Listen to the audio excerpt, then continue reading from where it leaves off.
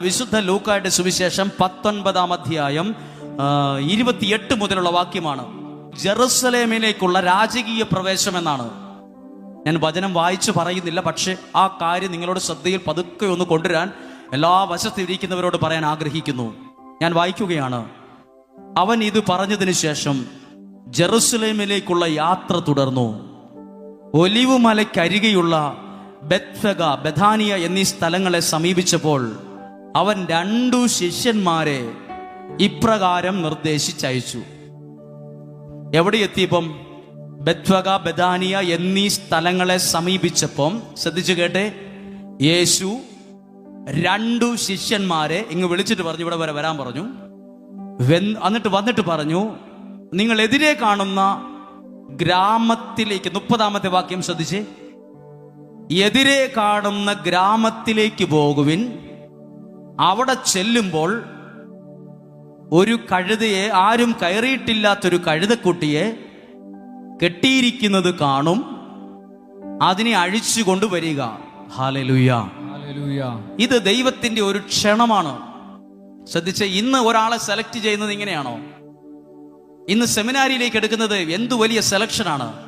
കോൺവെന്റിലേക്ക് എടുക്കാൻ എന്ത് സെലക്ഷനാണ്. ഒത്തിരി സെലക്ട് ചെയ്യും. യേശു സെലക്ട് ചെയ്തത് ആരെയാണ്? ആരെയാ? ഒരു കഴുതേനെ, നിൽക്കുന്നത് ചാണകത്തിലും മൂത്രത്തിലും ചെളിയിലും നിൽക്കുന്ന ഒരു മൃഗം. ശ്രദ്ധിച്ചു കേൾക്കണം. നമ്മുടെ മനസ്സ് പോലെ അല്ല ദൈവത്തിന്റെ മനസ്സെന്നറിയാനാ ഇത് പറയുന്നത്.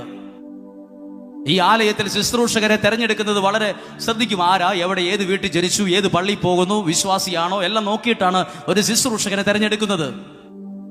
ഇവിടെ യേശു ശിഷ്യന്മാരോട് പറയുകയാണ്, അപ്പുറത്തെ ആ പറമ്പിൽ ചെളിക്കകത്ത് നിൽക്കുന്ന, ചാണകത്തിനകത്ത് മൂത്രത്തിനകത്ത് നിൽക്കുന്ന ഒരു മൃഗമുണ്ട്, ഒരു കഴുത. നിങ്ങൾ അഴിച്ചുകൊണ്ടിരാൻ പറഞ്ഞു. ആരാണ് ഈ കഴുത?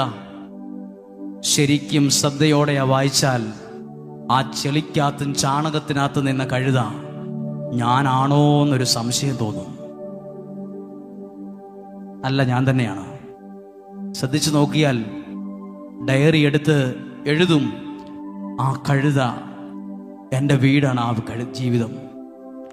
ഞാനും ഒരു കാലത്ത് നിന്നത് ചെളിക്കകത്താണ്, ഞാൻ നിന്നത് ചാണകത്തിനകത്താണ്. ഒരു യോഗ്യത എനിക്കില്ലായിരുന്നു. എല്ലാവരും ശ്രദ്ധിച്ചായിരിക്കുന്നു ഞാൻ വിശ്വസിക്കുന്നു. ഈ കഴുത തലേ ദിവസം കിടന്നത് ചാണകത്തിനകത്തും ചെളിക്കകത്തുമാണ്. അതുകൊണ്ട് തന്നെ അതിൻ്റെ ഒരു ഭാഗം നിറച്ച് ചാണകവും ചെളിയും മൂത്രവും എല്ലാം ഒട്ടിപ്പിടിച്ചിരിപ്പുണ്ട്. പോരാത്തതിന് ചുറ്റും ഈച്ചകൾ. അതിനെ അഴിച്ചുകൊണ്ട് വരാൻ എന്തിനാ യേശു പറഞ്ഞത്? ഇവിടെ ഇരിക്കുന്ന എല്ലാവരും കേട്ടെ, ദൈവത്തിന് നിന്നെയാണ് ആവശ്യം, നിന്റെ കയ്യിലുള്ള പണമല്ല. ദൈവത്തിന് നിന്നെയാണ് ആവശ്യം, നിന്റെ പണമല്ലെന്ന്, നിന്റെ ചെക്കല്ല. നീ ഏത് വണ്ടിയിലാ വന്നതെന്നല്ല ദൈവം നോക്കുന്നത്, നിന്റെ മനസ്സാ നോക്കുന്നത്. നിന്നെയാണ് ദൈവത്തിന് വേണ്ടത്. നിന്റെ പണം, നിന്റെ കളറ്, നിന്റെ വിദ്യാഭ്യാസം, ജോലി, അതൊക്കെ അവിടെ വേറെ ഒത്തിരി പേർക്ക് വേണം. ദൈവത്തിന് വേണ്ടത് നിന്നെയാണ്. ദൈവം സ്നേഹിച്ചത് നിന്റെ പണത്തെയല്ല, നിന്നെയാണ്. ദൈവം സ്നേഹിച്ചത് എന്നെയാണ്. ഞാൻ ഏത് വണ്ടിയാ വന്നിറങ്ങിയ നോക്കിയിട്ടല്ല ദൈവം എന്നെ സ്നേഹിച്ചത്. എന്നെയാ ദൈവം സ്നേഹിച്ചത്, എന്നെയാ ദൈവം സ്നേഹിക്കുന്നത്. ഇവിടെ ഇരിക്കുന്ന ഓരോരുത്തരോട് ഇത് പറയട്ടെ, ദൈവം നിന്നെയാ സ്നേഹിക്കുന്നത്, എല്ലാവരെയും. അപ്പൊ നമ്മൾ പറയും, ഈ ചാണകത്തിൽ കിടന്ന് എന്നെയോ? അതെ. ഈ ഈച്ചയും പിടിച്ചിരുന്ന എന്നെയോ? അതെ. ഈ ഈച്ചയും പിടിച്ച് ചാണകത്തിലും ചെളിയിലും കുഴഞ്ഞും മറിഞ്ഞു നിന്ന് എന്നെയോ? എന്നെ കുടുംബക്കാർക്ക് പോലും എന്നെ വേണ്ടായിരുന്നു. ദൈവത്തിന് നിന്നെ വേണം.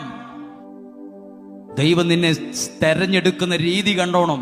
അടുത്തത് ശിഷ്യന്മാരോട് പറഞ്ഞു, അതിനെ ഇങ്ങോട്ട് അഴിച്ചുകൊണ്ട് വരാൻ പറഞ്ഞു.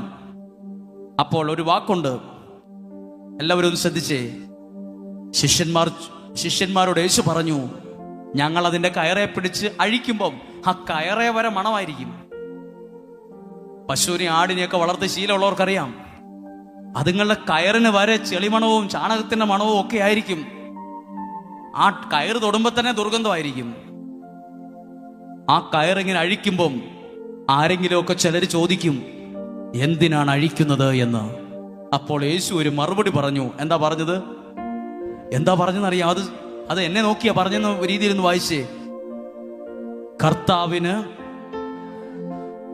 അതിനെ കൊണ്ട് ചുമ്മാ പറഞ്ഞാൽ പോരാ, ഒരു ഫാഷനായി പറഞ്ഞാൽ പോരാ, ഭംഗി വാക്കല്ലത്. ചാണകത്തിൽ കിടക്കുന്ന ഈച്ചയും പിടിച്ചിരിക്കുന്ന മൃഗത്തെ കൊണ്ട് ദൈവത്തിന് ആവശ്യമുണ്ടെന്നോ? ഇതിനേക്കാൾ മിടുക്കന്മാർ ഒരുപാട് പേര് ഇവിടെ ഉണ്ടല്ലോ. ഇതിനേക്കാൾ PG ഡോക്ടറേറ്റും കഴിഞ്ഞ ആൾക്കാരില്ലേ? പിന്നെ ഈ കഴുതേനെയാണോ ദൈവത്തിന് ആവശ്യം? അപ്പൊ നമുക്ക് ദൈവത്തോട് ചോദ്യം ചോദിക്കണം, നിനക്ക് തെറ്റു പറ്റിയോ? അറിയാതെ എങ്ങനെയാണോ ഈ സെലക്ഷൻ നടത്തിയത്? ഒന്നും കൂടെ ഒന്ന് ആലോചിക്കണം കേട്ടോ. ഇതിനേക്കാൾ വലിയ മിടുക്കന്മാരും കേമന്മാരും കേമികളും ഇവിടെ ഉണ്ട്. അവരൊക്കെ വലിയ വലിയ കോളേജിൽ പോയി പഠിച്ച് പാസ്സായി സർട്ടിഫിക്കറ്റും മെഡലും മേടിച്ചിരിക്കുകയാണ്.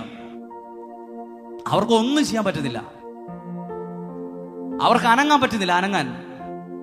പക്ഷെ ഇതിനേക്കാൾ വലിയ കാര്യം അപ്പുറത്തെ കഴുത ചെയ്യും. അസൂയപ്പെട്ടിട്ട് കാര്യമില്ല, അസൂയപ്പെട്ടിട്ട് കാര്യമില്ല. ഒത്തിരി പേർക്ക് അസൂയാണ്. പഠിച്ച് എനിക്കൊന്നും ചെയ്യാൻ പറ്റുന്നില്ല, ഒന്നും പഠിക്കാത്തവൻ ആ ചാണകത്തിൽ കിടന്നവൻ വന്ന് എല്ലാ കാര്യങ്ങൾ ചെയ്യുന്നു. അത് തലയ്ക്ക് മുകളിൽ ഇരിക്കുന്നവൻ ചെയ്യിപ്പിക്കുന്നതാണ്. അസൂയപ്പെട്ടിട്ട് കാര്യമില്ല, അത് ദൈവപ്രവൃത്തിയാണ്. Hallelujah, hallelujah. അവർക്ക് പറഞ്ഞു ഹല്ലേലൂയ, ഹല്ലേലൂയ. ഒരുപക്ഷെ ഇവിടെ ഇരിക്കുന്ന നിങ്ങൾ ചിന്തിക്കും, ദൈവമേ, ഞാൻ ഇത്രയും നാൾ ചിന്തിച്ചത് ചാണകത്തിൽ കിടക്കുന്ന എന്നെ ആർക്കും വേണ്ടെന്നാണ്. ചാണകത്തിൽ കിടക്കുന്ന ചെളി പറ്റിയിരിക്കുന്ന ഈച്ചയും പറ്റിയിരിക്കുന്ന നിന്നെ ഈ പഞ്ചായത്തിൽ ആർക്കും വേണ്ടേലും ദൈവമായ കർത്താവിന് നിന്നെ ആവശ്യമുണ്ട്. അതുകൊണ്ടാണ് നിന്നെ അവിടുന്ന് അഴിച്ച് ഇവിടെ കൊണ്ടുവന്നത്. ഈ ചുറ്റുവട്ടത്ത് എവിടെയൊക്കെയോ ആയിരുന്നു നിങ്ങളുടെ വീട്. അവിടുന്ന് ഇവിടെ വരാൻ കാരണം ദൈവാത്മാവാണ് നിങ്ങളെ അഴിച്ച് അവിടുന്ന് ഇവിടെ കൊണ്ടുവന്നത്. ഇവിടെ ഇരിക്കുക. 3-4 ദിവസങ്ങൾ നിങ്ങൾ പറയും, ഒരുപാട് പേരോട് പറയാൻ പറയും, നിങ്ങളെ ദൈവം ഏൽപ്പിക്കും ചിലരെ ഇങ്ങോട്ട് കൊണ്ടുവരാൻ. ചിലരെ അഴിച്ചുകൊണ്ട് വാ. അഴിച്ചുകൊണ്ട് വന്നു. ഹല്ലേലൂയ. ശ്രദ്ധിച്ചു നോക്കിയാൽ ഈ കഴുത ഞാനും നിങ്ങളുമാണ്. ഞാൻ അങ്ങനെ ചിന്തിക്കും. കാരണം ഞാൻ ഒരാളോട് പോലും സംസാരിക്കാൻ പോലും അറിയില്ലാത്ത ഒരാളായിരുന്നു ഞാൻ പഠിച്ച് തിയോളജിയൊക്കെ പഠിച്ച് ഞാൻ ആ വൈദികനാകാറായപ്പോൾ എന്നോട് ഒരാൾ ചോദിച്ചു, എടോ, തനിക്ക് സംസാരിക്കാൻ പോലും അറിയില്ലല്ലോ, തനിക്ക് പോയിക്കൂടെ? എൻ്റെ മനസ്സിൽ ഒരു വാൾ കുത്തിയിറങ്ങുന്നത് പോലെ എനിക്ക് ഫീൽ ചെയ്തു. കാരണം എനിക്കൊരു വീട്ടിൽ ചെന്നാൽ ആ വീട്ടുകാരോട് ഇന്നും എനിക്ക് ഒത്തിരി ബുദ്ധിമുട്ടാണ് ഇത്ര ആളുകളെയൊക്കെ കൈകാര്യം ചെയ്യാൻ. നിങ്ങൾ എന്നെ മനസ്സിലാക്കുമോ ഇല്ലയോ എന്ന് എനിക്കറിയില്ല. ചിലപ്പോൾ ചിന്തിക്കും, ഇത് പുള്ളിയുടെ അഹങ്കാരം കൊണ്ടാണ്. അഹങ്കാരം കൊണ്ടല്ല, അത് എൻ്റെ മുറിവേറ്റ മനസ്സുകൊണ്ടാണ് ഞാൻ ഇങ്ങനെയൊക്കെ. എനിക്ക് ഒത്തിരി ചിരിക്കണമെന്നും എല്ലാവരോടും ഹാപ്പിയായിട്ട് ഇടപെടണമെന്നൊക്കെ ആഗ്രഹമുണ്ട്. പക്ഷെ എനിക്ക് പലപ്പോഴും കഴിയാറില്ല. ഞാൻ റെഡിയായി വരുന്നേ ഉള്ളൂ. എൻ്റെ ജീവിതത്തെ ശരിക്കും നോക്കിയാൽ നിങ്ങൾക്കൊരു എൽ ബോർഡ് കാണാം. വണ്ടി ഓടിച്ച് വരുന്നേ പഠിക്കുന്നേ ഉള്ളൂ പുള്ളി. ഈ ഹൈവേ കൂടെ ഒരു എൽ ബോർഡുള്ള ഒരു കാറ് പോകുന്ന കണ്ടാൽ അതിന്റെ അർത്ഥം എന്താ? ഈ ഓടിക്കുന്ന പുള്ളി വണ്ടി ഓടിച്ചുകൊണ്ട് പഠിച്ചുകൊണ്ടിരിക്കുന്നേ ഉള്ളൂ. ഞാനും ശുശ്രൂഷ എൽ ബോർഡുള്ള ആളാണ്. ഞാൻ വലിയ വലിയ കൺവെൻഷനും ശുശ്രൂഷകളൊന്നും നടത്തിയിട്ടില്ല. ഇത്ര ആളുകൾ തന്നെ ആദ്യമായിട്ടാണ്. എനിക്ക് ഭയങ്കര സന്തോഷമുണ്ട്. എങ്കിലും എൽ ബോർഡ് മാറിയിട്ടില്ല. ലേണിംഗ് ലൈസൻസ് എടുത്തിട്ടേ ഉള്ളൂ. ശരിയായ ശുശ്രൂഷയായിരുന്നു ഞാൻ പഠിച്ചിട്ടില്ല, ആയി വരുന്നേ ഉള്ളൂ. പക്ഷെ ഒരു കാര്യം എനിക്കറിയാം. എന്നോട് ഞാനൊരു വീട്ടിൽ ചെന്നപ്പോൾ വേറൊരാളുടെ കൂടിയാ പോയത്. ആരെ എന്തെന്നൊന്നും ഞാൻ പറയുന്നില്ല. അവിടെ ചെന്നപ്പോൾ ആ വീട്ടുകാരനോട് ചോദിച്ചു, എന്താ ഒന്നും മിണ്ടാത്തത്, എന്താ ഒന്നും പറയാത്തത്? അപ്പൊ എൻ്റെ ഉള്ളിനുള്ളിൽ ആഗ്രഹമുണ്ട് ആ വീട്ടുകാരോട് മിണ്ടണം, ആ വീട്ടുകാരോട് സൗഹൃദമായിട്ട് പെരുമാറുന്ന ആഗ്രഹമുണ്ട്. പക്ഷെ എനിക്ക് പറയാൻ പറ്റുന്നില്ല. എന്തൊക്കെയോ കോംപ്ലക്സ്. പുറകോട്ട് മാറിപ്പോകുന്നു ഞാൻ. ആൾക്കാരെ കാണുമ്പോൾ ഒരു പേടി, ഭയം, വെപ്രാളം, ടെൻഷൻ, കോംപ്ലക്സ്, നാണം, ചമ്മൽ. ഞാനോ മോശ പറഞ്ഞതുപോലെ ഞാൻ പറഞ്ഞാൽ ആരും വിശ്വസിക്കത്തില്ല, എന്നെ അതിന് കൊള്ളത്തില്ല. മോശയെ പോലെ തന്നെ ഞാൻ ചിന്തിച്ചു, കൊള്ളത്തില്ല, നീ പുറകോട്ട്. അപ്പൊ ഞാൻ ഈ വചനം വായിക്കുമ്പോൾ എനിക്ക് മനസ്സിലായി, ഏതോ മരത്തിന്റെ ചുവട്ടിൽ കഴുതയെ പോലെ കെട്ടിയിട്ടൊരു മനുഷ്യനായിരുന്നു ഞാനും. പിന്നെ എങ്ങനെ ഇപ്പൊ നിങ്ങളുടെ മുമ്പിൽ നിൽക്കുന്നു? അത് ദൈവം അഴിച്ചു കൊണ്ടുവന്ന യോഗ്യതയെ എനിക്കുള്ളൂ. എന്നാണോ ഞാൻ ഇത് മറക്കുന്നത്, അന്ന് ഞാൻ തോക്കും. ഹല്ലേലൂയ. സത്യമാണോ? എന്നാണോ ഞാൻ വലിയ ആളാണ്, ഞാൻ വലിയ സംഭവമാണ്, ഞാൻ വലിയ കേമനാണ്, ഞാൻ വലിയ ആളാണ്, ഞാൻ വലിയ പ്രഭാഷകനാണ്, ആൾക്കാരൊക്കെ എന്നെ കാണാൻ വരുന്നുണ്ട് എന്ന് ഞാൻ അത് ചിന്തിക്കുന്നു, അന്ന് ഞാൻ തോക്കും. അതാണ് എൻ്റെ വിശ്വാസം. എന്നുവരെ ഞാൻ ഓർക്കുന്നുണ്ടോ ദൈവമേ, ആ ചാണകത്തിൽ കിടന്ന ആ കഴുതയാണ് ഞാൻ. എന്നെ ദൈവമേ നീ അഴിച്ചു കൊണ്ടുവന്നത് കൊണ്ടാ ഞാൻ ഇന്ന് ഇവിടെ ഇത്രയും പേരുടെ മുമ്പിൽ നിൽക്കുന്നത്. എന്നെ ഇവർ നന്നായിട്ട് സ്വീകരിച്ചത്, എനിക്കൊരു മുറി തന്നത്, എനിക്ക് നിങ്ങൾ എൻ്റെ വചനങ്ങൾ നിങ്ങൾ ഈ വാക്കുകൾ നിങ്ങൾ കേട്ടത് എന്ന് ഞാൻ ചിന്തിക്കുന്നിടത്തോളം കാലം ഞാൻ ജയിച്ചു കൊണ്ടിരിക്കും. ഹല്ലേലൂയ. അവർക്ക് പറഞ്ഞു ഹല്ലേലൂയ. ഒത്തിരി പേരും തോറ്റത് ദൈവത്തെ മറന്നപ്പോഴാണ്. ഞാൻ വലിയ ആളായി എന്ന് സ്വയം ചിന്തിച്ച് അന്നൊക്കെ തന്നെയാ പലരും തോറ്റു താഴെ പോയത്. എന്നൊക്കെയാണോ ദൈവം എന്നെ വളർത്തിയും ചിന്തിച്ചത്, അന്ന് വരെ ഞാൻ ജയിച്ചിരിക്കും. കാരണം ദൈവത്തിന്റെ പദ്ധതി എന്നിൽ ജയിക്കും, ദൈവം എന്നിൽ ജയിക്കും, അപ്പോൾ ഞാനും ജയിക്കും. ഹല്ലേലൂയ. അപ്പൊ ഈ കഴുതേനെ അഴിച്ചു കൊണ്ടുവന്നപ്പോൾ ഒരു വാക്ക് പറഞ്ഞത് കണ്ടോ? ചാണകത്തിൽ കിടന്ന് ഈച്ചയും പിടിച്ച് ഒന്നും അറിയത്തില്ലാത്ത, വെറുതെ ഒരു മരത്തിന്റെ ചോട്ടിൽ മാത്രം വട്ടം ചുറ്റിക്കൊണ്ടിരുന്ന ജീവിനെ, ഒരു മൃഗത്തെ ദൈവം അഴിച്ചപ്പം പറഞ്ഞൊരു വാക്കുണ്ട്, കർത്താവിന് ആവശ്യമുണ്ട്. ഈ മൃഗത്തെ കൊണ്ട് ഇത്രയും ആവശ്യമുണ്ടെങ്കിൽ ഇത്രയും പ്രാർത്ഥിക്കുന്ന നിങ്ങളെ കൊണ്ട് 1000 ഇരട്ടി ആവശ്യം കാണും. 1000 ഇരട്ടി 1000. ഒരു സാധാ മൃഗം ഇങ്ങനെ അഴിച്ച് ദൈവം ഇവിടെ കൊണ്ടുവന്നെങ്കിൽ നിങ്ങളെക്കുറിച്ച് അതിനേക്കാൾ വലിയൊരു പദ്ധതിയുണ്ട്. വിശ്വസിച്ചൊരു ആമേൻ പറഞ്ഞേ. Hallelujah, hallelujah, hallelujah, hallelujah. അടുത്ത കാര്യം ശ്രദ്ധിക്കണം. ഇത് വളരെ വളരെ വളരെ സീരിയസ്, വളരെ വളരെ മൈന്യൂട്ടായിട്ട് നമുക്ക് തോന്നും, പക്ഷെ വളരെ പ്രധാനപ്പെട്ടതാണ്. ഈ കഴുതനെ അഴിച്ചു കൊണ്ടുവന്നപ്പം ഒരു പശുവിനെ ആണെ പോലും കറക്കുന്നതിന് മുമ്പ് എന്ത് ചെയ്യും? കുളിപ്പിക്കും. അല്ലെങ്കിൽ ആ പാലിന് മണം ഉണ്ടാവും. ഇനി നമ്മളാണെ പറയും അതിനെ കുളിപ്പിക്കുക, നന്നായിട്ട് കുന്നു ആ പൈപ്പിന്റെ ചോട്ടി കൊണ്ടുപോയി കുളിപ്പിക്കുക, ആ മൃഗത്തെ കുളിപ്പിക്കുക. എവിടെയെങ്കിലും കണ്ടോ കുളിപ്പിക്കുന്നതായിട്ട്? കണ്ടോ ഇതിനെ? ശിഷ്യന്മാരോട് പറഞ്ഞോ? ആവശ്യമുണ്ടെന്ന് പറഞ്ഞു. ആ പൈപ്പിൻ ചോട്ടി കൊണ്ടുപോയി നന്നായിട്ട് കുളിപ്പിക്കുക. മുഴുവൻ ചാണകമാ, ഈച്ചയാ, മണമാ എന്ന് പറഞ്ഞില്ലല്ലോ. അതായിരിക്കുന്ന അവസ്ഥയിൽ ആ ദൈവം ഇഷ്ടപ്പെട്ടത് അതിനെ. ഞാൻ ആയിരിക്കുന്ന അവസ്ഥയിൽ എന്നെ ഇഷ്ടപ്പെടുന്ന ഒരു ദൈവമുണ്ട്. നിങ്ങളായിരിക്കുന്ന അവസ്ഥയിൽ നിങ്ങളെ സ്നേഹിക്കുന്ന ഒരു ദൈവം ഉണ്ടെന്ന്. Hallelujah, hallelujah, hallelujah, hallelujah. ചാണകത്തിലായിരിക്കും, ചെളിയിലായിരിക്കും, ഈച്ച പിടിച്ചായിരിക്കും, വട്ടം ചുറ്റിയ നിലയിലായിരിക്കും, ആ അവസ്ഥയിൽ നിന്നെ ഇഷ്ടപ്പെട്ടൊരു ദൈവമുണ്ട്. അവിടെ വന്നപ്പം ഒരു തുണി മേലെ വിരിച്ച് യേശു അതിൽ കയറിയിരുന്നു. കയറിയിരുന്നതിന് ശേഷം അവിടെ നടന്ന മാറ്റം എന്താ? അവിടെ 2 ഇതുപോലൊരു നടുവഴി അവിടെ ഉണ്ടായി. ഈ ക്യാമറ ഇരിക്കുന്ന ഇതുപോലത്തെ ഒരു വഴി. ജനങ്ങൾ മുഴുവൻ 2 സൈഡിൽ നിന്നു. എന്നിട്ട് ആളുകൾ അവരവരുടെ തുണി നിലത്ത് വിരിച്ചു. എന്നിട്ട് കയ്യിൽ ഒരു ഓല പിടിച്ച് ഓശാന പാടി. ചാണകത്തിൽ കിടന്ന കഴുത ഇപ്പം നടക്കുന്നത് പട്ടുമെത്തേക്കൂടെയാണ്. ഇപ്പൊ പണ്ടത്തെ പോലെ ചെളിയിലല്ല നിൽക്കുന്നത്, ഇപ്പൊ ഭയങ്കര സെറ്റപ്പായി. ഇങ്ങനെ സെറ്റപ്പ് ഉണ്ടാകാൻ കാരണം എന്താ? ഇങ്ങനെ ഒരു മാറ്റം ഉണ്ടാകാൻ കാരണം, ഞാൻ അപ്പുറത്തെ കോളേജിലെ PG എടുത്തോണ്ട് വന്നതല്ല. കാരണം മൂത്ത കഴുത ഉപദേശിക്കും ചിലപ്പം, മാനെ നിനക്കിന്ന് ഈ വിലയും നിലയൊക്കെ ഉണ്ടായതേ, നീ ഒന്ന് നോക്കിക്കേ, നിന്റെ മേൽ ഒരാൾ വന്ന് കയറിയിട്ടുണ്ട്. ആ ഒരു ജയമാണ് ഇപ്പോൾ നിന്റെ അനുഗ്രഹമായി മാറിയത്. പ്രാർത്ഥനയിൽ മുന്നോട്ട് പോകുമ്പോൾ നല്ലതൊക്കെ ജീവിതത്തിൽ വരുമ്പം ആരും അഹങ്കരിച്ചേക്കരുത്. ഇന്നലകളിൽ ഇല്ലാതിരുന്ന ഒരാൾ, ഒരു ദൈവം നിന്റെ മേൽ വന്നതുകൊണ്ടാണ് ഇന്ന് നിനക്ക് വീട് വന്നത്, ഇന്ന് നിനക്ക് ജോലി കിട്ടി, PR കിട്ടി, കൊച്ചുങ്ങൾക്ക് അവിടെ ആ രാജ്യത്ത് ഈ രാജ്യത്ത് വലിയ വീട്, വലിയ സൗകര്യങ്ങളൊക്കെ വന്നത്. എന്റെ കഴിവ, എന്റെ മിടുക്ക, എന്റെ ധൈര്യമായ, എന്റെ വിദ്യാഭ്യാസമാണെന്നൊന്നും പറയരുത്. ഒന്ന് തലപൊക്കി നോക്കിക്കേ. നീ ഇന്നലകളിൽ നിന്നത് ചാണകത്തിലും ചെളിയിലും ഈച്ച പിടിച്ചായിരുന്നു. അവിടുന്ന് നിന്നെ അഴിച്ചു കൊണ്ടുവന്ന് ഈ പട്ടുമെത്തെ നിർത്തിയത് ദൈവമല്ലാതെ മറ്റാരുമല്ല. Hallelujah, hallelujah. ഇതാ പലരും മറന്നു പോകുന്നത്. ചിലർ ചിന്തിക്കും എന്തോ വലിയ സംഭവമാണെന്ന്. എന്നാ സംഭവം? എന്നാ സംഭവം എന്നാ പറയുന്നത്? ഒരു വലിയ പണക്കാരനെ മുട്ടുകുത്തിക്കാൻ 10 മിനിറ്റ് വേണ്ട ദൈവത്തിന്.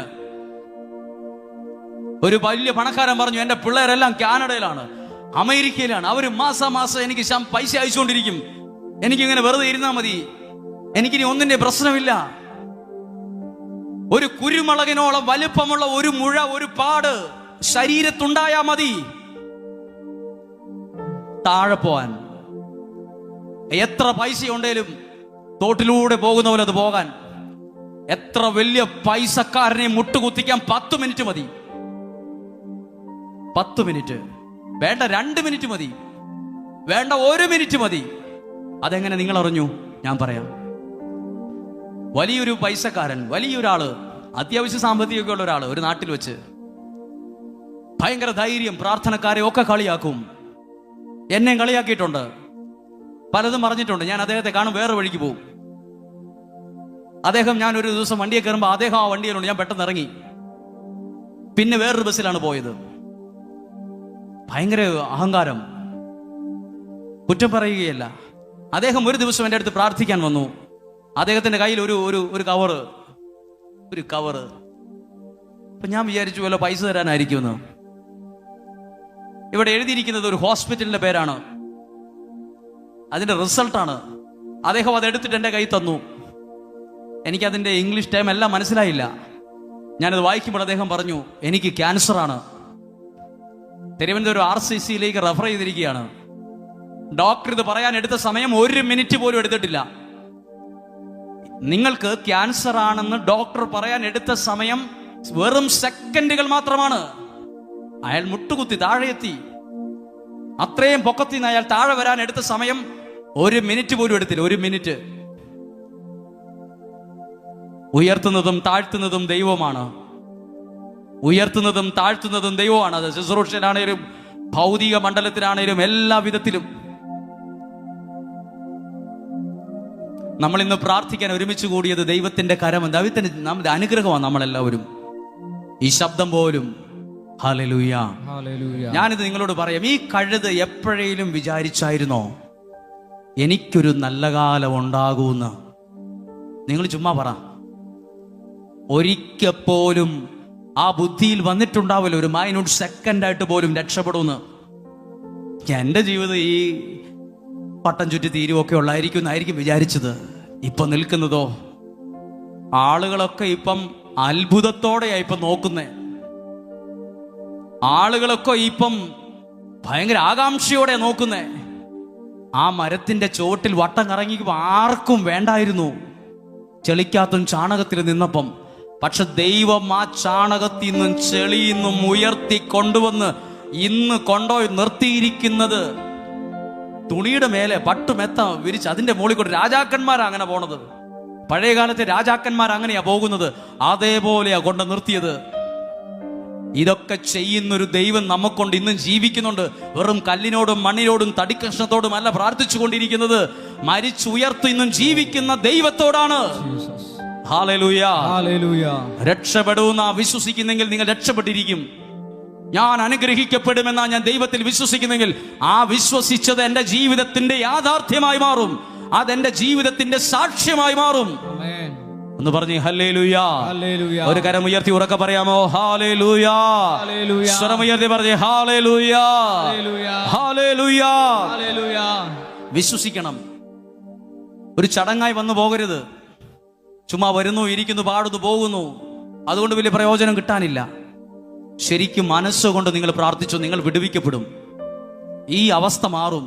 യാക്കോബ് കല്ല് തലയണയായി വെച്ച് കിടന്നവനാ. ഒരു താള് മറിക്കുമ്പോൾ കാണുന്നത് യാക്കോബിന്റെ സമ്പത്ത്. യാക്കോബിനെ ദൈവം അത്ഭുതകരമായി അനുഗ്രഹിച്ചു എന്നാണ്. എല്ലാം പറയാൻ സമയമില്ല. എങ്കിലും നിങ്ങളത് വീട്ടിൽ പോയി സമയം കിട്ടുമ്പോൾ ഒന്ന് താള് മറിച്ചൊന്ന് വായിച്ചു നോക്കണം. ദൈവം അനുഗ്രഹിക്കും, ദൈവം അനുഗ്രഹിക്കും. പ്രിയപ്പെട്ടവരെ, ഞാൻ നിങ്ങളോട് പറയാൻ കാരണം, എനിക്ക് ചിലപ്പോഴൊക്കെ തോന്നിയിട്ടുണ്ട് ഞാനും ഈ കഴുതയാണെന്ന്. കാരണം എന്നോട് ചോദിച്ചിട്ടുണ്ട്, നീ എന്തിനാണ് അച്ഛനാകുന്നത്? നിനക്കൊരു വീട്ടിൽ ചെന്നാൽ പോലും സംസാരിക്കാൻ അറിയില്ലല്ലോ, നിനക്ക് പ്രസംഗിക്കാൻ അറിയത്തില്ലല്ലോ. ഞാൻ എന്തിനും പോരാഞ്ഞിട്ടൊരു കൗൺസിലറിനോട് ആഗ്രഹിച്ച് ചോദിച്ചിട്ടുണ്ട്, ബ്രദറെ ഒന്ന് പ്രാർത്ഥിച്ചു നോക്കിയിട്ട് പറയുമോ എനിക്ക് ഭാവിയിൽ പ്രസംഗിക്കാനൊക്കെ പറ്റുമോ എന്ന്. അദ്ദേഹം വീണ്ടും എന്റെ തലയിൽ കൈവച്ച് പ്രാർത്ഥിച്ചിട്ട് പറഞ്ഞു, അങ്ങനെ ഒരെണ്ണം കാണുന്നില്ലെന്ന്. അങ്ങനെ ഒരു സംഭവം കാണുന്നില്ല.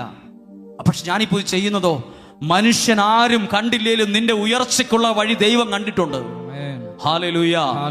അത് പറഞ്ഞ് എനിക്ക് അനുവദിക്കപ്പെട്ട സമയം അവസാനിക്കാൻ പോവുകയാണ്. ഒറ്റ കാര്യം കൂടി, ഈ ആദ്യ ദിവസം നിങ്ങൾ പ്രാർത്ഥിക്കുമ്പോൾ ദൈവം നിങ്ങൾക്ക് വേണ്ടി നിങ്ങളുടെ രക്ഷയ്ക്കുള്ള വഴി ദൈവം കണ്ടിട്ടുണ്ട്. ഇസ്രായേൽക്കാർ ചെങ്കടലിന്റെ സമീപത്ത് നിൽക്കുമ്പോൾ രക്ഷപ്പെടാനുള്ള വല്ല വഴി ഉണ്ടായിരുന്നോ ഇല്ലയോ? ഒരെണ്ണമില്ല. അതുകൊണ്ടാണ് ജനം മുഴുവൻ പിറുപിറുത്തു മോശയ്ക്കെതിരെ ചില ആളുകൾ കൈ ഓങ്ങി, അടിക്കാൻ കൈ ഓങ്ങി. എന്നിട്ട് അവർ ചോദിച്ചു, ഞങ്ങളെ കൊല്ലാനാണോ കൊണ്ടുവന്നെന്ന് ചോദിച്ചു.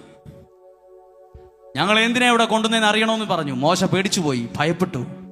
മോശ ദൈവസന്നിധിയിൽ കരങ്ങൾ ഉയർത്തി പ്രാർത്ഥിച്ചപ്പോൾ ദൈവം പറഞ്ഞു, നീ എന്തിനാ ഭയപ്പെടുന്നത്? മുന്നോട്ട് പോകാൻ പറ. എനിക്കും അതേ നിങ്ങളോട് പറയാനുള്ളൂ, മുന്നോട്ട് പോവുക. പ്രശ്നങ്ങൾ കണ്ട്, ചെങ്കടൽ കണ്ട് പുറകോട്ട് പോകാൻ നോക്കിയാൽ പുറകോട്ട് പോകാനേ നേരെ ഉള്ളൂ. പക്ഷെ മുന്നോട്ട് പോവുക. അതിന് മുന്നോട്ട് പോകാൻ വഴിയില്ലല്ലോ. മുന്നോട്ട് പോകാനുള്ള വഴി ദൈവം കൊണ്ടുവരോടെ. ഇനി ഇല്ലെങ്കിൽ ദൈവം ഉണ്ടാക്കും. ഇസ്രായേൽക്കാർക്ക് മുന്നോട്ട് പോകാനുള്ള വഴി ഇല്ലായിരുന്നു.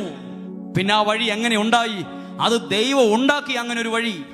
ഹല്ലേലൂയ. നിന്റെ രക്ഷയ്ക്കുള്ള വഴി വെള്ളം കൊണ്ട് മൂടിക്കിടക്കുമായിരിക്കും. ആ പ്രതിസന്ധിയെ വകഞ്ഞു മാറ്റാൻ ദൈവം ശക്തനാണ്. ഹല്ലേലൂയ. ചെങ്കടലിലെ വെള്ളം നിങ്ങൾ ഈ പറയത്തക്ക എല്ലാ മോട്ടോർ വെച്ച് അടിച്ച് പരിപാടി നോക്കിയാലും പറ്റത്തില്ല കേട്ടോ. ഇതൊന്നും നമ്മളെ കൊണ്ട് കഴിയുന്ന കൂട്ടിയാ കൂടുന്ന കാര്യമൊന്നുമല്ല കേട്ടോ. അതൊക്കെ പെട്ടെന്ന് നമ്മൾ ഒരു സെക്കൻഡ് കൊണ്ട് ചെങ്കടൽ രണ്ടായി, ആളുകൾ ഇസ്രായേൽക്കാർ അങ്ങോട്ട് കടന്നു പോയി എന്നൊക്കെ വേഗം വായിച്ചു പോകുമ്പോൾ ഇതൊക്കെ 5 മിനിറ്റ് നടന്ന കാര്യമല്ല കേട്ടോ. വായിക്കുമ്പോൾ നിസ്സാരമായിട്ട് തോന്നും. ജീവിതത്തിൽ അത്ര ഗൗരവമുള്ള കാര്യം, എല്ലാ വഴികളും അടഞ്ഞു നിൽക്കുന്ന ആരെങ്കിലും ഉണ്ടോ? ദൈവം നിങ്ങൾക്ക് വേണ്ടി അത്ഭുത വഴികൾ തുറക്കും.